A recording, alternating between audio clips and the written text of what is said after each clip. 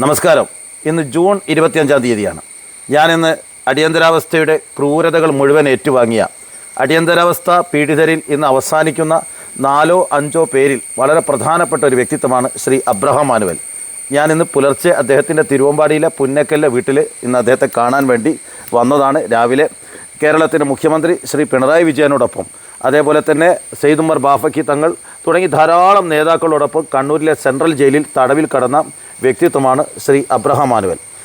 അടിയന്തരാവസ്ഥയുടെ ഓർമ്മകൾ നമ്മൾ വീണ്ടും ഓർക്കുമ്പോൾ 1971 പാർലമെൻറ്റ് തെരഞ്ഞെടുപ്പിൽ ശ്രീമതി ഇന്ദിരാഗാന്ധി റായ്ബറേലിയിൽ അവരുടെ തെരഞ്ഞെടുപ്പ് ഉദ്യോഗസ്ഥ കൂടെയുണ്ടായിരുന്ന അവരുടെ പ്രൈവറ്റ് സെക്രട്ടറി അല്ലെങ്കിൽ അവരുടെ സ്റ്റാഫായിരുന്ന യശ്പാൽ കപൂർ രാജിവെക്കാതെ തെരഞ്ഞെടുപ്പ് പ്രവർത്തനം നടത്തിയെന്ന് വളരെ വ്യക്തമായിക്കൊണ്ട് കോടതിയിൽ അവർക്കെതിരെ മത്സരിച്ച സംയുക്ത സോഷ്യലിസ്റ്റ് പാർട്ടിയുടെ സ്ഥാനാർത്ഥി രാജ്നാരായണൻ ശാന്തി ഭൂഷൺ മുഖേന തെളിയിക്കുകയും അതൊക്കെ വലിയ ധാരാളം വിശദീകരിക്കേണ്ട കാര്യങ്ങളാണ്.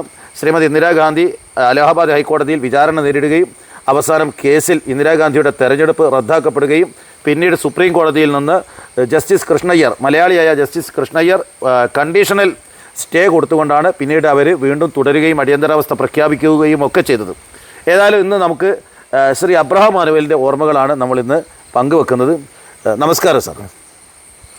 50 വർഷം പൂർത്തീകരിക്കുകയാണ് ഇന്ന് അടിയന്തരാവസ്ഥയുടെ. അങ്ങ് കണ്ണൂർ സെൻട്രൽ ജയിലിലാണ് കിടന്നത്. അപ്പോൾ പലപ്പോഴും കേട്ടിട്ട് ഇപ്പോൾ ഇന്നലെ തന്നെ ഗോവ ഗവർണർ ശ്രീധരൻപിള്ള പറഞ്ഞു, പിണറായി വിജയൻ ഇത്ര കണ്ട് പീഡിപ്പിക്കപ്പെട്ടിരുന്നുവെങ്കിൽ എന്തുകൊണ്ട് അന്ന് ഇത് വലിയ പ്രക്ഷോഭമൊന്നും ഉയർന്നു വന്നില്ല എന്നുള്ളൊരു ചോദ്യം ഇന്നലെ കേട്ടു. സത്യത്തിൽ കേരളത്തിൻ്റെ മുഖ്യമന്ത്രി ശ്രീ പിണറായി വിജയൻ കണ്ണൂർ ജയിലിൽ വരുമ്പോൾ ഏതവസ്ഥയിലായിരുന്നു അദ്ദേഹം വന്നത്? ഓഗസ്റ്റ് മാസം 16-നാണ് ഞാനും പറ്റും ജയിലിലെത്തുന്നത്. അത് കഴിഞ്ഞ് ഏതാണ്ട് 2 ആഴ്ചയാകാറായപ്പോഴാണ് അഖിലേന്ത്യാ ലീഗുകാരെ കൊണ്ടുവരുന്നത്. അത് കഴിഞ്ഞ് ഒരാഴ്ചയും കൂടെ കഴിഞ്ഞാണ് മാർക്സിസ്റ്റ് കമ്മ്യൂണിസ്റ്റ് പാർട്ടിയുടെ ഓരോരുത്തരെ രാത്രിയിലെ ജയിലിൽ കൊണ്ടുവരുന്നത്. നിസ്സാ തടവുകാരെ രാത്രി മാത്രം അറസ്റ്റ് ചെയ്ത് ആരും കാണാതെ കൊണ്ടുവരുന്ന പ്രക്രിയയാണ് നടന്നുകൊണ്ടിരുന്നത്. അന്ന് തന്നെ ജയിൽ ഉദ്യോഗസ്ഥന്മാർ ഞങ്ങളോട് പറഞ്ഞിരുന്നു, ഇന്ന് രാത്രി കുറേ അതിഥികൾ നിങ്ങൾക്ക് വരാനുണ്ട്, അത് മാർക്സിസ്റ്റുകാരായിരിക്കും എന്ന്. അതുകൊണ്ട് വരാനുള്ള മാർക്സിസ്റ്റുകാർ ആരാണ് എന്ന ആകാംക്ഷയോടെ ഞങ്ങൾ കാത്തിരിക്കുകയായിരുന്നു. അങ്ങനെ ഏതാണ്ട് ഒരു പാതിരായ ആയപ്പോഴാണ് പ്രധാനപ്പെട്ട മാർക്സിസ്റ്റ് നേതാക്കളെ കൊണ്ടിരുന്നത്. പക്ഷേ പിണറായി പിടിച്ചിട്ടുണ്ടെന്ന വിവരം വന്ന മാർക്സിസ്റ്റുകാർക്ക് അറിയാമായിരുന്നു. പക്ഷേ അദ്ദേഹത്തെ ജയിലിൽ എത്തിച്ചിട്ടുമില്ല. അപ്പോൾ ഞങ്ങൾ ബേജാറായി അദ്ദേഹത്തെ എന്ത് പറ്റിയെന്ന് അറിയാൻ. അങ്ങനെ മണിക്കൂറുകൾ കഴിഞ്ഞ് പാതിരാ കഴിയുമ്പോഴാണ് ജയിൽ വാർഡന്മാർ താങ്ങിപ്പിടിച്ചുകൊണ്ട് പിണറായി വിജയനെ ഞങ്ങളുടെ ബ്ലോക്കിൽ എത്തിക്കുന്നത്.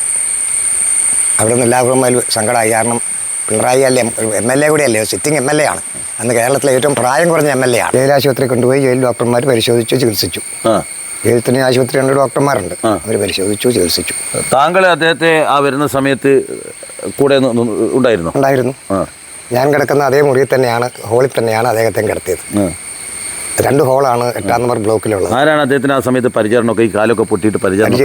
അന്ന് അവിടുത്തെ മറ്റു ജയിൽ തടവുകാരുണ്ട്, ബാക്കി തടവുകാർ കോടിയേരി ബാലകൃഷ്ണനെ പോലുള്ള ആളുകളാണ് കാര്യമായിട്ട് നോക്കിക്കൊണ്ടിരുന്നത്.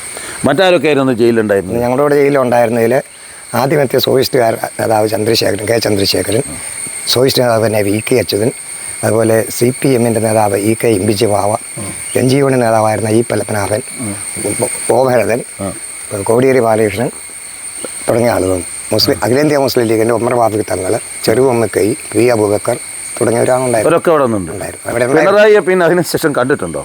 പിണറായിയെ ചില പുരോഗമന തിരുവാമ്പാടി വെച്ച് കണ്ടിട്ടുണ്ടോ അല്ലാതെ യാതൊരു ആവശ്യത്തിനും നിവേദനം കൊടുക്കാനോ ശുപാർശിക്കോ ഞാൻ പോയിട്ടില്ല. ആ ജയിൽ ബന്ധം ഉപയോഗപ്പെടുത്തി പിന്നീട് അദ്ദേഹത്തിൻ്റെ അടുത്ത് പോയിട്ടില്ല, ഒരു കാര്യത്തിനും പോയിട്ടില്ല. തിരുവാമ്പാടിയിൽ മത്തായിക്കോ മരിച്ച ശേഷം ഉപതെരഞ്ഞെടുപ്പിൽ അദ്ദേഹത്തിനായിരുന്നു ചാർജ്. ഞാനായിരുന്നു ഇവിടുത്തെ പഞ്ചായത്ത് ഇലക്ഷൻ കമ്മിറ്റി ചെയർമാൻ. ആ നിലയ്ക്ക് രാഷ്ട്രീയമായ ബന്ധം മാത്രമേ ഉള്ളൂ.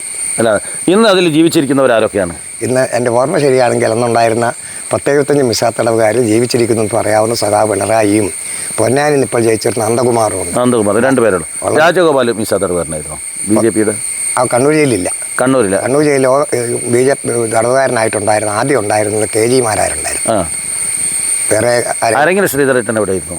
അരങ്ങിൽ ശ്രീധരനെ കോഴിക്കോട് നിന്ന് അറസ്റ്റ് ചെയ്തെങ്കിൽ അദ്ദേഹത്തെ വിയ്യൂർ സൈഡിലേക്ക് കൊണ്ടുപോയി. വിയ്യൂരെ കൊണ്ടുപോയി. അതിന് കാരണം ചന്ദ്രശേഖരനും അരങ്ങൽ ശ്രീധരനും ഒരു ജയിലിൽ കിടക്കുന്നത് ശരിയല്ല. ചന്ദ്രശേഖരൻ കണ്ണൂരുണ്ട്, ചന്ദ്രശേഖരൻ കണ്ണൂർ, അരങ്ങൽ ശ്രീധരൻ തൃശ്ശൂർ. 2 പേരും തമ്മിൽ ഗൂഢാലോചന നടത്തണ്ടായെന്ന് വിചാരിച്ചിട്ടായിരിക്കാം 2 സ്ഥലത്ത് വെച്ചത്. ശ്രീ വീരേന്ദ്രകുമാർ എവിടെയായിരുന്നു? വീരേന്ദ്രകുമാർ കണ്ണൂർ ജയിലിൽ. കണ്ണൂർ പിന്നെ വന്നു. ഇപ്പോൾ എത്ര വയസ്സായി? എനിക്ക് 80 വയസ്സായി. 80 വയസ്സായി. ഈ ജൂലൈ 11 80 പൂർത്തിയാകുകയാണല്ലേ? പൂർത്തിയാകും. ഓ, അപ്പോൾ ജന്മദിന ആശംസകൾ, 80ാം ജന്മദിന ആശംസകൾ നേരത്തെ നേരെയാണ്. പിന്നെ ഈ അടിയന്തരാവസ്ഥയിൽ ബന്ധപ്പെട്ട് അത് കഴിഞ്ഞുള്ള തെരഞ്ഞെടുപ്പിലും ഇപ്പോൾ സോഷ്യലിസ്റ്റ് പാർട്ടി ഈ ജനതാ പാർട്ടി ലയിക്കുന്നതിന് അടിയന്തരാവസ്ഥയുടെ അവസാന കാലഘട്ടത്തിൽ തന്നെ ജയപ്രകാശ് നാരായണൻ്റെ നിർദ്ദേശം ഉണ്ടായിരുന്നു. സംഘടനാ കോൺഗ്രസ്, ലോക്ദള്, സോഷ്യലിസ്റ്റ് പാർട്ടി, ജനസംഘം ഇവർ ലയിച്ച് ഒന്നാകണമെന്ന്. അതിനെപ്പറ്റി ചർച്ചകൾ നടന്നു. ജയിലുള്ളവരുമായിട്ട് വല്ലതും ബന്ധപ്പെട്ടു. അപ്പോൾ അരങ്ങൽ സ്വീകരനെ പോലെ ആളുകൾ ഈ ലയനത്തിന് എതിരായിരുന്നു. കാരണം ഈ അത് വ്യക്തമായിട്ട് പറയാം, ജനസംഘത്തെ പോലുള്ളൊരു പാർട്ടി വന്നാൽ സോഷ്യലിസ്റ്റ് മൂല്യങ്ങൾ നശിക്കും, വർഗീയത വളരും. അതുകൊണ്ട് ജനസംഘത്തെ അടുപ്പിക്കരുതെന്നായിരുന്നു ഈ തെരഞ്ഞെടുപ്പ് കഴിഞ്ഞിട്ട്, ഈ അടിയന്തരാവസ്ഥ കഴിഞ്ഞിട്ടുള്ള തെരഞ്ഞെടുപ്പിൽ ഈ സോഷ്യലിസ്റ്റ് പാർട്ടിയും ഇടതുപക്ഷവും ഒക്കെ BJP സ്ഥാനാർത്ഥികൾക്ക് കേരളത്തിൽ വോട്ട് ചെയ്തു എന്നുള്ളൊരു ആരോപണമുണ്ട്. അതൊരു പരിധിവരെ അന്ന് എല്ലാ പാർട്ടികളും ഒന്നിച്ചെന്നാണ് അടിയന്തരാവസ്ഥ എതിർത്തത്. എന്നാൽ അങ്ങയുടെ ഒരു സംഭാഷണത്തിൽ ഞാൻ ശ്രദ്ധിച്ചിട്ടുണ്ട്, കോൺഗ്രസ്സുകാരും BJPക്ക് അത് കഴിഞ്ഞ് വോട്ട് ചെയ്തിട്ടുണ്ട്. അതെന്താണെന്ന് പറഞ്ഞുതരാം. ആ ഇലക്ഷനിലെ ജനതാ പാർട്ടിയുടെ പേരിലാണ് ജനസംഘക്കാർ മത്സരിച്ചത്. ജനസംഘം പിരിച്ചുവിട്ടിരുന്നില്ല, സോഷ്യലിസ്റ്റ് പാർട്ടിയും പിരിച്ചുവിട്ടിരുന്നില്ല. ജനസംഘവും സോഷ്യലിസ്റ്റ് പാർട്ടി എല്ലാം ഉണ്ട്. പക്ഷേ ജനതാ പാർട്ടി എന്നുള്ള ലേബലിൽ ലോകദളിൻ്റെ ചിഹ്നത്തിലാണ് മത്സരിച്ചത്. കലപ്പയന്തി കർഷകൻ. അന്ന് എനിക്ക് തോന്നുന്നു 3 സീറ്റോ മറ്റോ പഴയ ജനസംഘക്കാർക്ക് കൊടുത്തു. ഒന്ന് മഞ്ചേശ്വരം, ഒന്ന് ബത്തേരി, ഒന്ന് വണ്ടൂര്.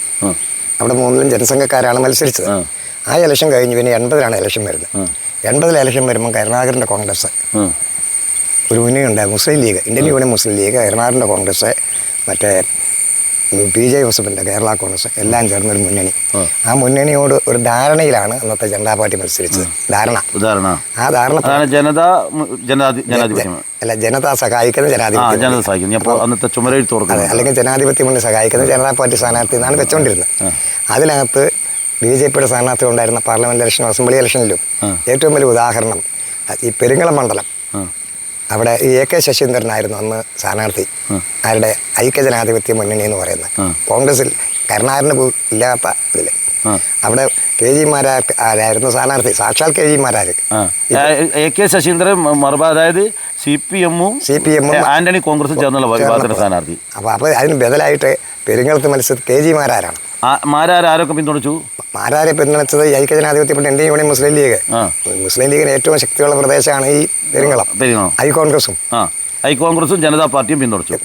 3 പേരും ഒന്നിച്ച് മാരാരെ പിന്തുണച്ചു. അപ്പൊ 2 കൂട്ടരും പിന്തുണച്ചു. രണ്ട് കൂട്ടരും ജനസംഘക്കാരെ സഹായിച്ചിട്ടുണ്ട്. 2 തെരഞ്ഞെടുപ്പായിട്ട്. അതുകൊണ്ട് പരസ്പരം 2 കൂട്ടരും കുറ്റം പറയുന്നത് ഒരു പരിധി വരെ ജനസംഘം പിരിച്ചുവിട്ട് ജനതാ പാർട്ടിയുടെ ഭാഗമായി വന്നവര് പിന്നീട് RSSുമായിട്ടുള്ള ബന്ധം ഒഴിവാക്കണം. അല്ല, പഴയ സോഷ്യലിസ്റ്റുകാർ ആവശ്യപ്പെട്ടു ദ്വയാംഗ മെമ്പർഷിപ്പ് പാടില്ല, RSകാർക്ക് ജനതാ പാർട്ടി മെമ്പർഷിപ്പ് കൊടുക്കാൻ പാടില്ല. അതിൻ്റെ പേരിലാണ് വീണ്ടും ഈ ജനസംഘക്കാർ പോയി BJP രണ്ടാമതുണ്ടാക്കിയത്. അപ്പം ആ ജനസംഘക്കാർ, പഴയ ജനസംഘക്കാരെ മാർക്സിസ്റ്റുകാരും സഹായിച്ചിട്ടുണ്ട്, കോൺഗ്രസ്സുകാരും ലീഗുകാരും സഹായിച്ചിട്ടുണ്ട്. ആർക്കും പരസ്പരം കുറ്റം. അന്നത്തെ മർദ്ദനത്തിന്റെ ആരോഗ്യ പ്രശ്നങ്ങളൊക്കെ പിന്നീട് എല്ലാം പരിഹരിക്കപ്പെട്ടു. പൂർണ്ണ ആരോഗ്യവാനാണ്. അപ്പോൾ 80ാം ജന്മദിനം ജൂലൈ മാസം 11 വരാൻ പോവുകയാണ്. എല്ലാവിധ ആശംസകളും നേരെയാണ്. ഇന്ന് എന്താണ് അങ്ങേക്ക് പറയാനുള്ളത് അടിയന്തരാവസ്ഥയുടെ 50ാം വാർഷികത്തിന്? 75-ൽ ഇന്ദിരാഗാന്ധി ഭരണഘടന മുൻനിർത്തിയാണ് അടിയന്തരാവസ്ഥ പ്രഖ്യാപിച്ചത്. ഇന്ന് അപ്രഖ്യാപിത അടിയന്തരാവസ്ഥയാണ് മോഡിയുടെ കയ്യിൽ. ഇന്ദിരാഗാന്ധിയെക്കാളും ഏറ്റവും പൈശാചികമായ രീതിയിലേക്ക് ജനാധിപത്യത്തെ മോഡി കശാപ്പിക്കുകയാണ്. ജനാധിപത്യത്തെ മാത്രമല്ല, വർഗീയത വളർത്തി ന്യൂനപക്ഷങ്ങൾക്കെതിരായി നിൽക്കുന്നു. അതാണ് ഇന്ന് ജനങ്ങളോട് പറയാനുള്ളത്. ആ ഒരു പോരാട്ടമാണ് വരേണ്ടത്. അപ്പോൾ ഇനി മോഡിയുടെ ഏകാധിപത്യത്തിനും വർഗീയതയ്ക്കെതിരെയുള്ള പോരാട്ടം രാജ്യത്ത് ഉയർന്നു വരേണ്ടത്. നന്ദി, നമസ്കാരം.